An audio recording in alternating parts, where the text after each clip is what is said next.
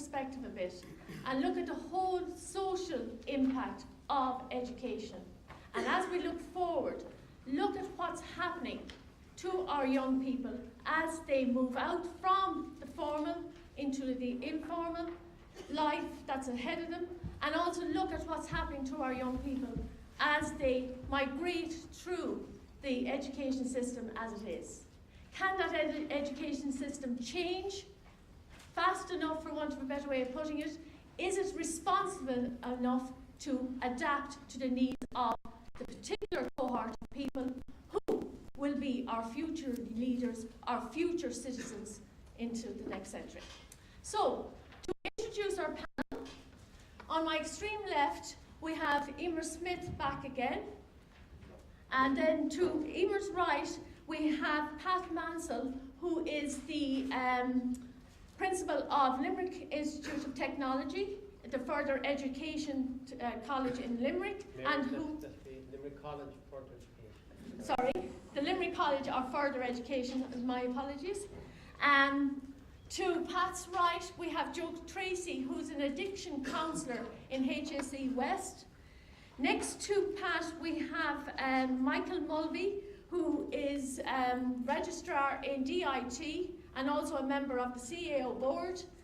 To Michael's right, we have Stefan O'Coulon, who's acting principal in Coláiste na Curva here in Galway. And finally, to Stefan's right, we have Professor John Coonahan.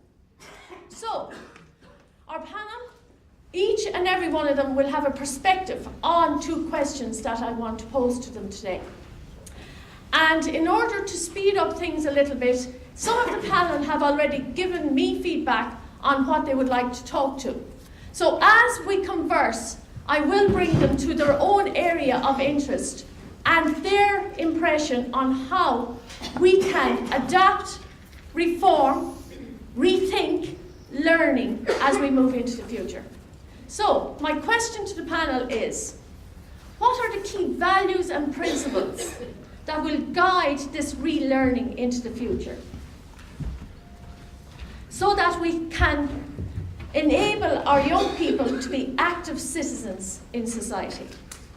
And on foot of that, the second part of the question probably will be, what do you think are the challenges and issues that we really need to tackle now as we relearn and reform the education system? Okay, so basically, like a good teacher, you repeat it. What are the principles that we need to work to? What are the basic values? And on foot of that, what challenges are there for us to meet immediately? Who would like to start? Okay, Michael. Okay, good to go. Could I just make a quick point before I just go into to answer the questions? There was a lot of counter this morning just around the points system, as we call it, so on and so forth. And just as a board member of the CAO, I feel a slight responsibility to kind of stick up for the CAO, as it were, and just to say that please remember that the original concept behind the CAO was to provide, and it's still the case to this day, is to provide a one-stop shop for students applying into higher education, as opposed to what tended to have happened previously, whereby students literally had to go around to each individual institution. So just to say, that was the kind of underlying founding principle. And in whatever changes that come into the future, hopefully that one-stop shop concept will be kept. I think it's been a substantial contribution to Irish higher education and to Irish higher education generally. And the other thing just to say is that the so-called point system, which essentially assigns points to leaving certificate scores, leaving certificate outcomes, the same principle of assigning points to other types of learning can also be applied and indeed administered through the CAO. However, I just put that out there. Just going to in relation to the question itself, just at a practical level, in relation to where I would come from in terms of dealing with the issue of active citizenship and preparing students for active citizenship. I would just cite a number of fairly practical things that we do. We have a set of graduate attributes which were carefully thought out and teased out over a long period, and we're in the process of embedding those. And one of those principles or attributes is the notion of engagement, the engaged student leading to engagement in society. And the thinking behind that is that students who are civically engaged in higher education, in civic activities, that becomes, it's habit, it's a habit forming, and that habit continues for the rest of their adult life, as it were. The other area, and again on a tangible level, and it was alluded to earlier by the president of UCG, was the concept of service learning, which in fact I was involved in the pilot project which introduced that to DIT. And effectively, it has embedded the notion of interaction with the community, particularly community groups, in many cases working with the most vulnerable populations in society, and building that into curriculum in such a way that credits can be assigned and it can be assessed and so forth. And the third area I would just cite to is the whole notion of how we involve our students as class representatives within the quality assurance system. In DIT, we have about 600 class representatives who we recruit. They're elected by their peers. They act as a focal point for their groups. They collaborate with the program committees in terms of feeding back on issues and so on and so forth, both good and bad. They're involved in writing up the reports on the programs every year. And we see that as there are many benefits to that. First of all, they're contributing actively to a higher education institution. They're being elected, they're involved in democratic processes and so on and so forth, and they're getting exposure to leadership positions. So I would say, in terms of just abstracting a number of principles in this regard, I think the notion of building activities into curriculum which engage students in civic activities is a principle. Building that into the curriculum, building that into assessment, because the way it is that to some extent, unless you're assessing something, it doesn't get the same emphasis or take-up. And the other, I suppose, final principle I would say is the notion of just experiential learning, that it is not just, that it is a range of different types of learning, but with particular emphasis on experiential learning.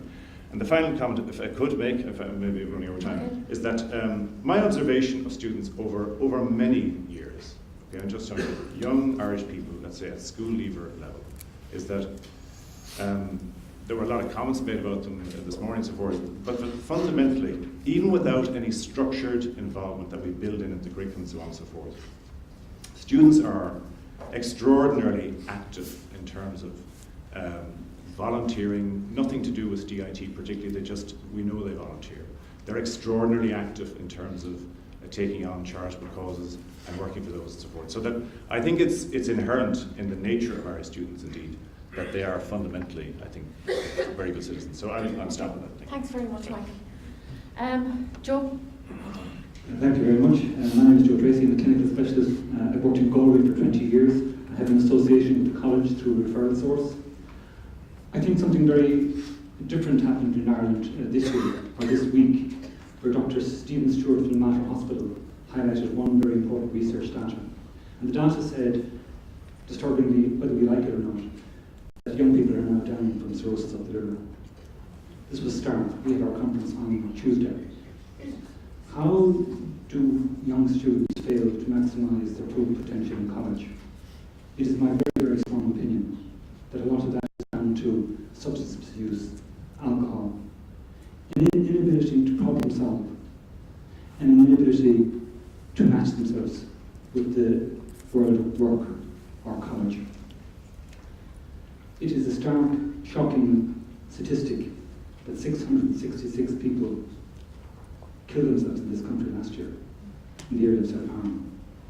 Young people are not divorced from that. It's been my observation, walking by the Cloud Basin, assisting to pull students out of waterways. It never hits the media.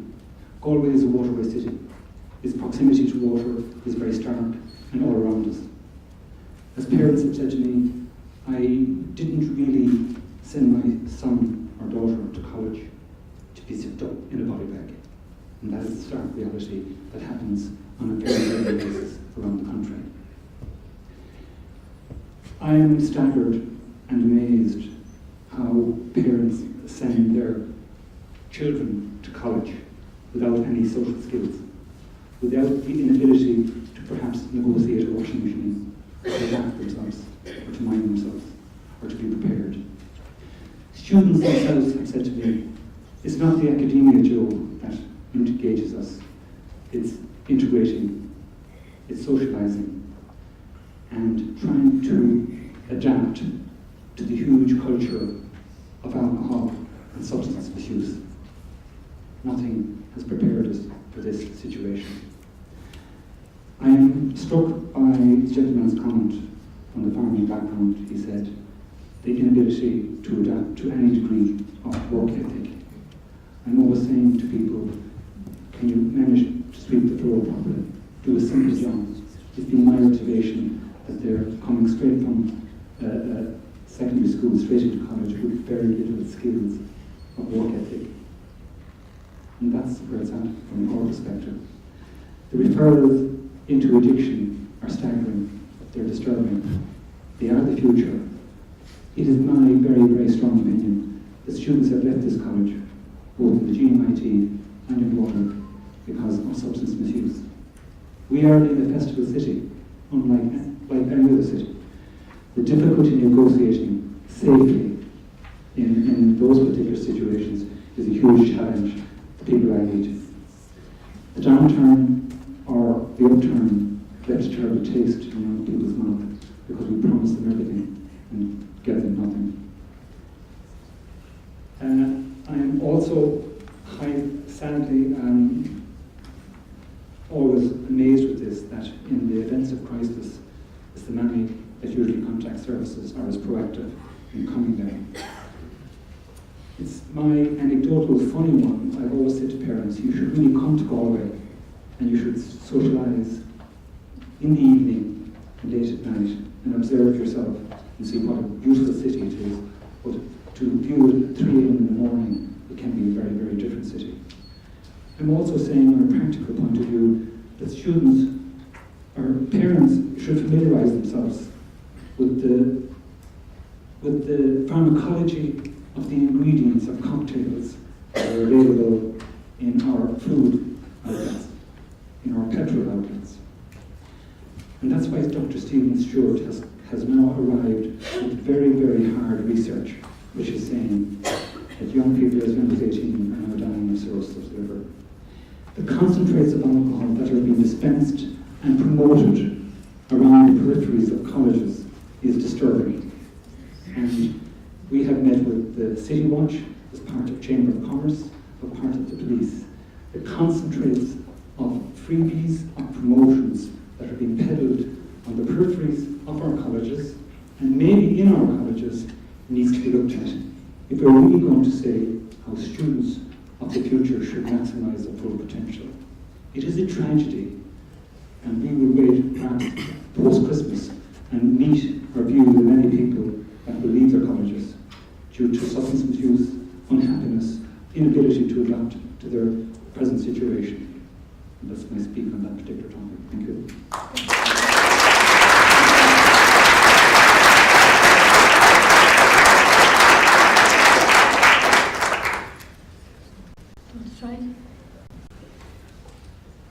Good afternoon. My name is Pat Manson. I'm principal of Limerick College for Education. It's a very large college in Limerick City with about 1,200 full-time students and about over 2,000 part-time students.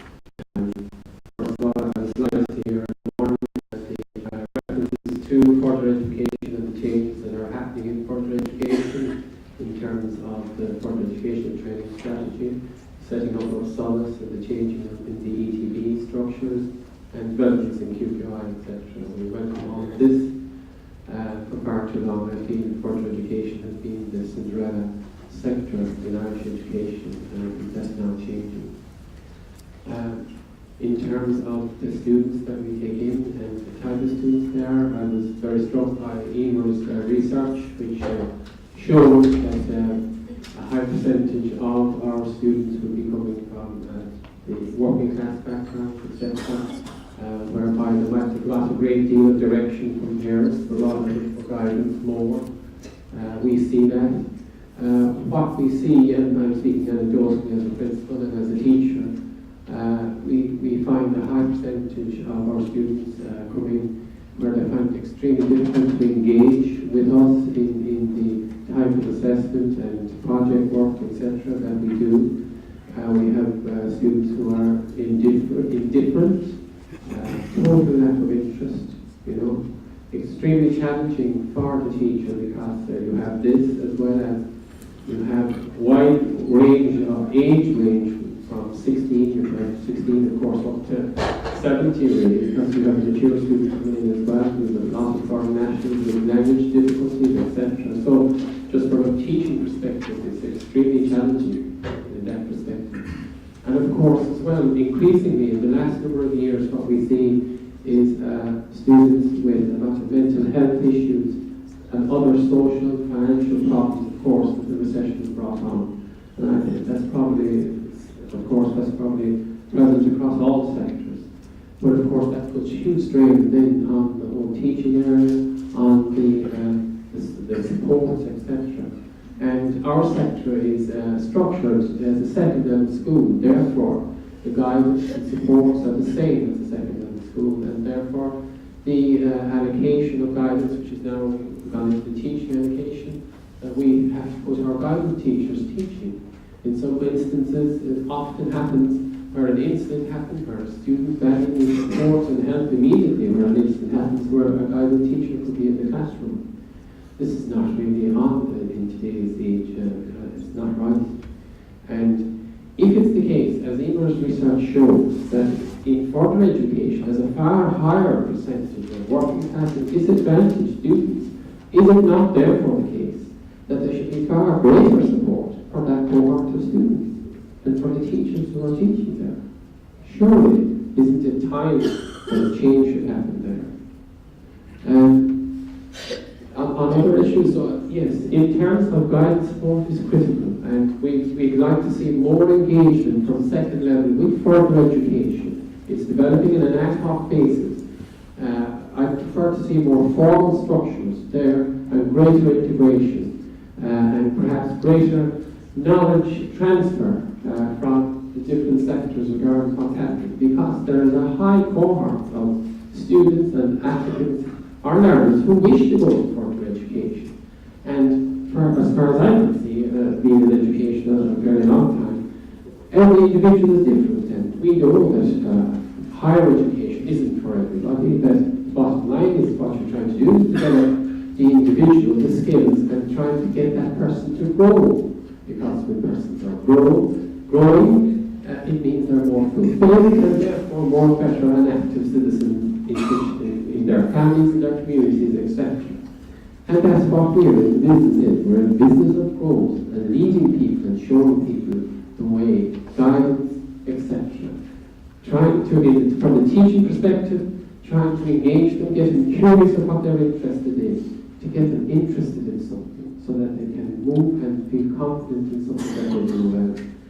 Equally, I think progressing, transition to third level, we have done some work with the NAPD subcommittee from transition from further education to higher education, in particular to the Institutes of Technology. And Michael Hannon there from GMIT was one of the first persons I actually contacted regarding that. And our subcommittee at the NAPD has met the Institute of Technology registrars, and we're progressing in that. For example, in Limerick, we are currently working with the registrar there, where there would be automatic progression to third level if you receive a full award in further education. We're coming back to finish off, basically. I resonated a lot with what Joe said there in terms of the social skills of students. It immediately reminded me of myself.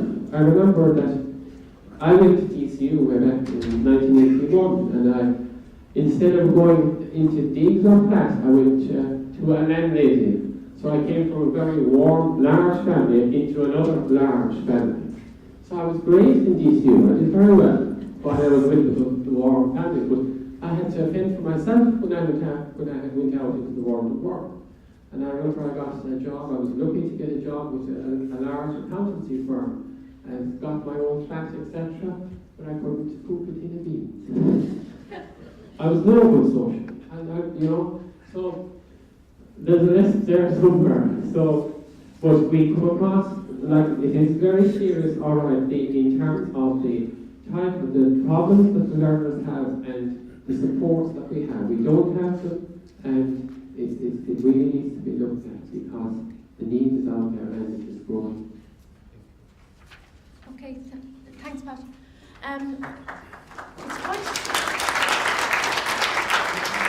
It's interesting, the similar themes that are coming out now that came out with Emer's introduction this morning: pastoral care, guidance, support, those principles that the child is centred, that we work from a student-centred perspective, and we work out to meet the needs of the students. Stefan, please. Thanks, Mary.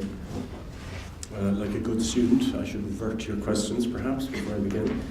Don't tell me you're not going to. Your perspective, you asked about principles, the principles that should guide this reform. The principles that I think need to be addressed or that need to inform this process is the promotion of key skills. There's no doubt about that. The evidence is compelling. There's an onus on us to just get on with that work. Collaboration, self-regulation of schools, and I'll talk about that in a second. Addressing teacher morale and the adequate resourcing of schools. They are my points. I'd like to just say before I begin that reform is afoot. Schools are increasingly adopting a culture of self-regulation and internal accountability. Accountable to themselves and their learners and communities, as opposed to an external agency like the inspector, for example. One of our colleagues earlier mentioned the ignorance of 2 or 3, or I don't know, there's a couple of circulars. It's quite startling that apparently 450 of these such circulars have been generated through the doors and by the department and into the doors of our organisations in the last 7 years alone. So I think you'll be forgiven, Alan, for letting 1 or 2 of them slip. This is, an organisation which is accountable to itself, as opposed to looking over its shoulder or looking at the front door wondering when the next inspector is going to arrive, is obviously going to have a lot more benefit for their learners indoors. Schools are engaging collaboratively in locally devised school-wide improvement plans in September through the framework of the school self-evaluation, looking at areas such as literacy, numeracy, or teaching and learning indeed, with locally devised plans to address the needs of their schools. So this is actually already happening. The reform of the junior cycle is also underway, despite the recent, this week's media coverage, which focused on one area, assessment.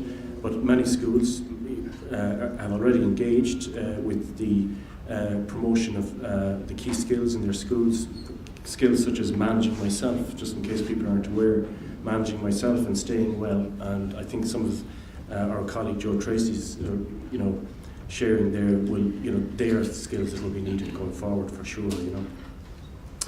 So to start, I think our esteemed colleague from Finland, Pasi Sahlberg, states that a key ingredient of an effective education system is the value society places on its teachers.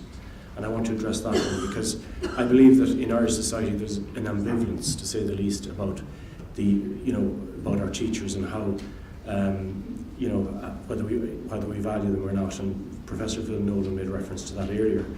This is, I suppose, borne out by the constant reference by society in general to teachers' time off.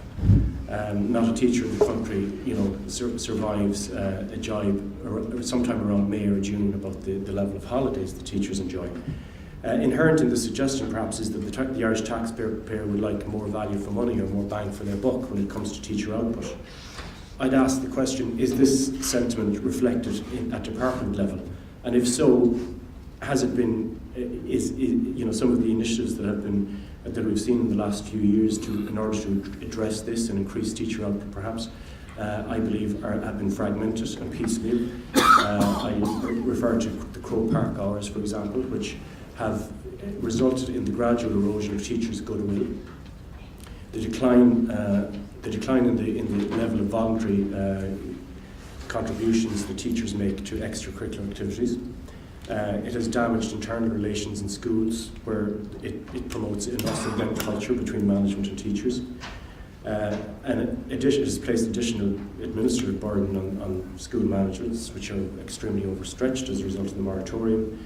And it results in industrial relations issues from which teachers rarely emerge in a positive light, and we've seen that this week. So this all leads to low teacher morale, and I would question our esteemed colleague, Professor John Coulin's assertion earlier that morale has remained high. As a practitioner, I see that morale is not, brimming in our schools as we struggle through this era, hopefully coming to an end of a financial crisis in our country. So to revert to the notion that society is ambivalent about the role of the teacher, society has bought into the leaving cert. Let's face it, and society values teachers on the basis of their ability to work that model. And somebody, a statement was made earlier to the tune of innovation collides with culture. I think that's the culture that presides has to be changed, and that's not going to happen overnight. So the question for leaders of learning and leaders of schools is, what are we asking of our teachers in order to engage in this reform in a meaningful way? We are asking our teachers to take an alternative view to teaching and learning. And I'm not against that. I'm pro the reform, of course, but we have a question to be answered there. The very last point, Mary, if you allow me, I think that without adequate resourcing, no reform can take place, and schools will have to be resourced. We'll have to replace and restore the ex-quota provision of career guidance that has been referenced. We'll have to restore the middle management structures which have been eroded through the moratorium, and we'll have to provide the adequate resource for the new initiatives then, and perhaps even on a temporary basis we could remove it again when the reform is complete. Okay, thanks very much.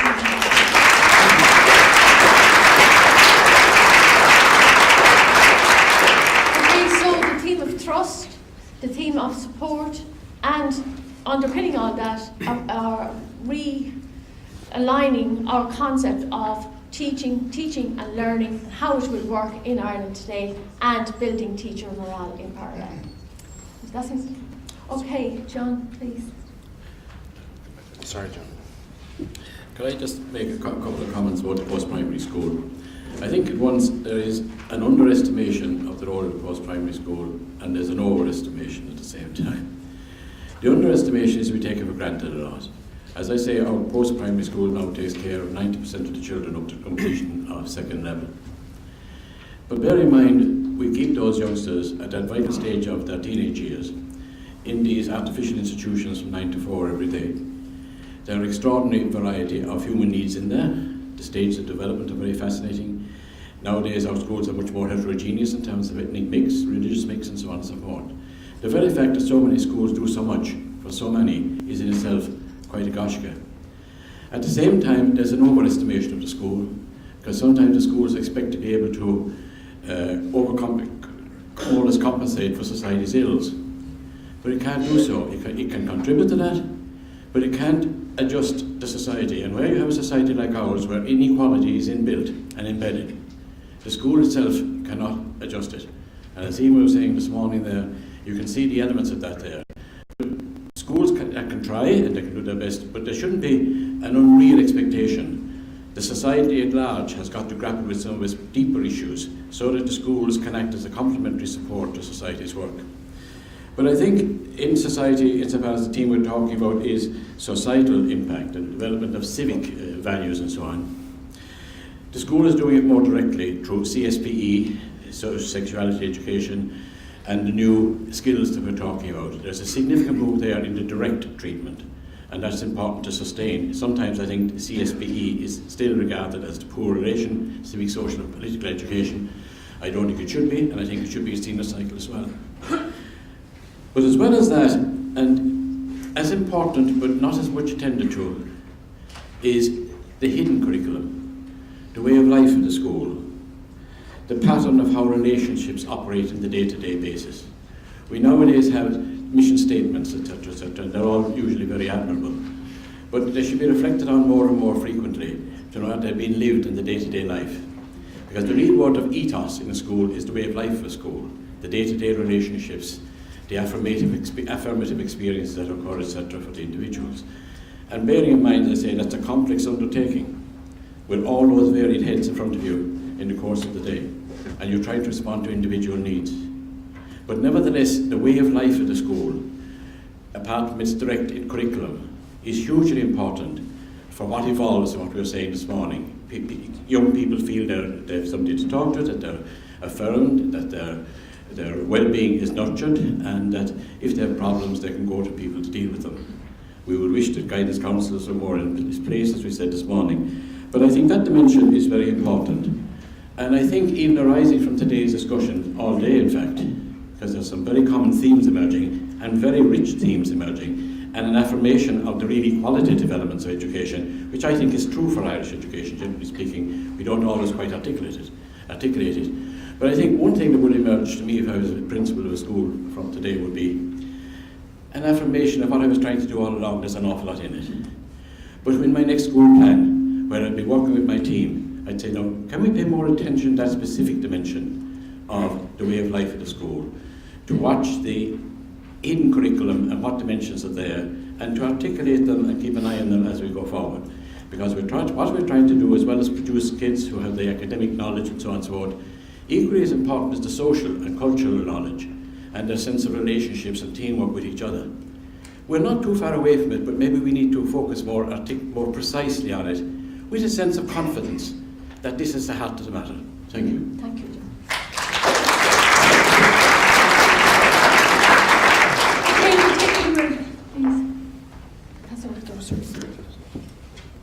Sorry, thanks. Just very quickly, because I had lots of chance to talk earlier. And just related to what John was saying, and just a word that I'd like to name as a principal will be respect. Especially within second level education, we still have quite a hierarchical system in many ways of a teacher-student dynamic. But yet young people's lives outside school have been transformed. Families may not always feel like it from either perspective, and they have become more democratic. Young people have more complex lives outside school. They're staying in school often to the age of 17, 18, 19, so they often are combining a complex working world, a social life, with trying to cope with preparation for the exams in many cases. But yet we have a system that they feel, and our research would support this, that often treats them like children, and which you have maybe a disciplinary climate where the principles of that climate are not spelled out to people, where the emphasis could be on obeying rules rather than what the underlying foundation and rationale of those rules are, which should be mutual respect between teachers and students. But sometimes schools can get caught up in, if you like, the policing of uniform, the policing of certain kinds of behaviour that are not core, and therefore you can lose sight of that kind of respect. And that's the real basis for civic engagement going forward. It is to cultivate that independence, that sense of being affirmed, as John said, as an individual, as a basis for developing your own independence.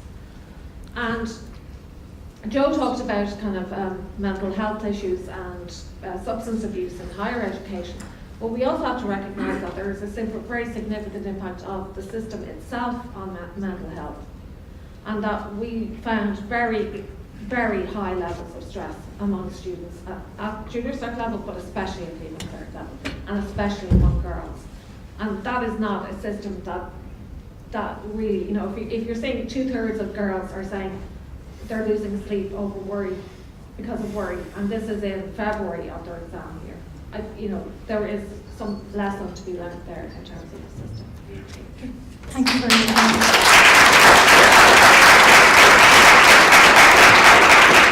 Thanks very much to everybody. And again, respect, trust, integrity, care, what's the fifth one? Of the teaching profession. Okay, they're there. We should really start to embody them, articulate them, and dialogue them both within the formal and the hidden curriculum, I think is the message from the panel. Just one question from the room, because I'm quite conscious of the time. Please.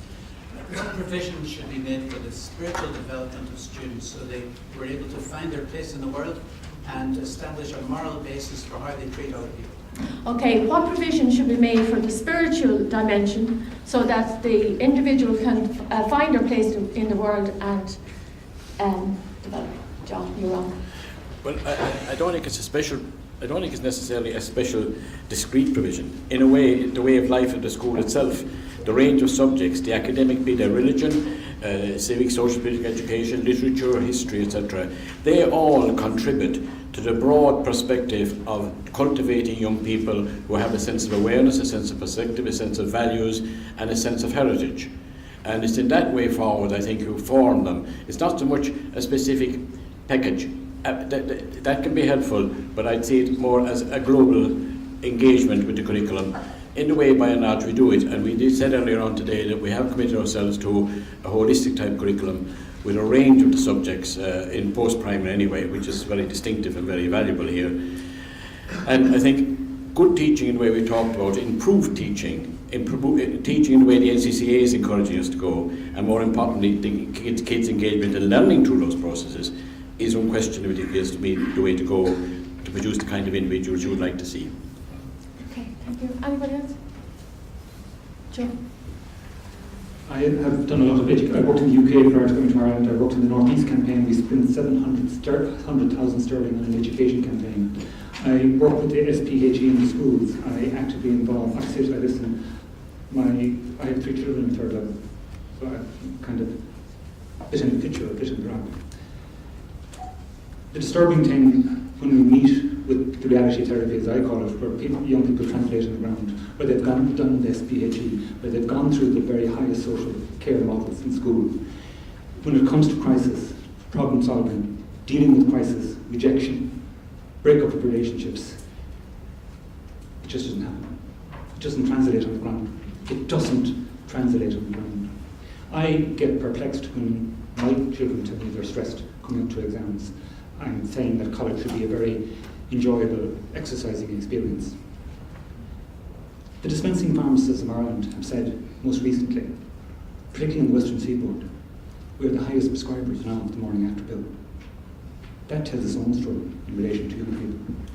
We are constantly saying, we are now at the height of the Christmas festival, which is going. Protection amongst young people in the city is paramount. This week, race week, every week. To be protective around their own safety, which you would imagine is delivered very well in SPHE from a school perspective, and it's done to the very highest standards. We do this regularly, and then we sit afterwards and we meet people and say, did you not activate the SPHE, the areas that you self-esteem, the self-learning?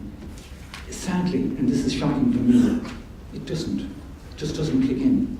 They will tell you vehemently, college is not a walk in the park. The academia is okay. It's dealing with the social networking, the social aspect that's thrown up huge challenges. Thanks, John. Question? Last one.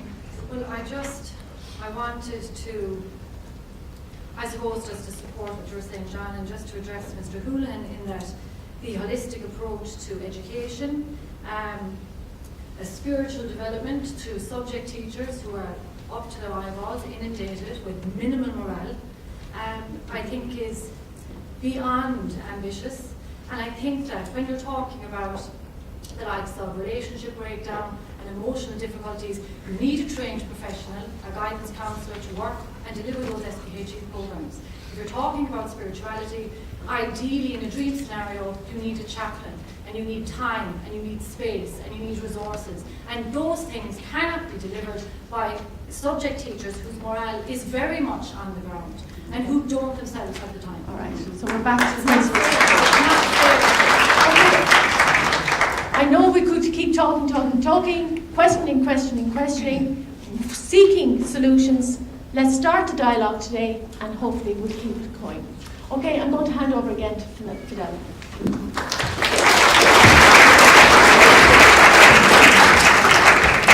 Well, ladies and gentlemen, I think we are drilling down. We are really coming down to the nub of many things.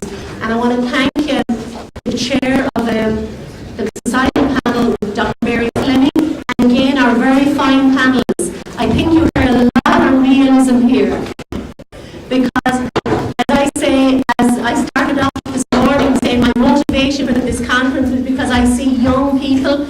own son's peer group. And while they can manage the exams, etc., it's integrating it all with a very hectic social life and with all of the challenges that Joe Tracy presented to us. And this is real life. And these are the kids our teachers are meeting. And these are the kids that are meant to be able to get it together and go into the world of work. And it doesn't always come together. So we're facing a very different reality. So again, my thanks to everybody who participated in the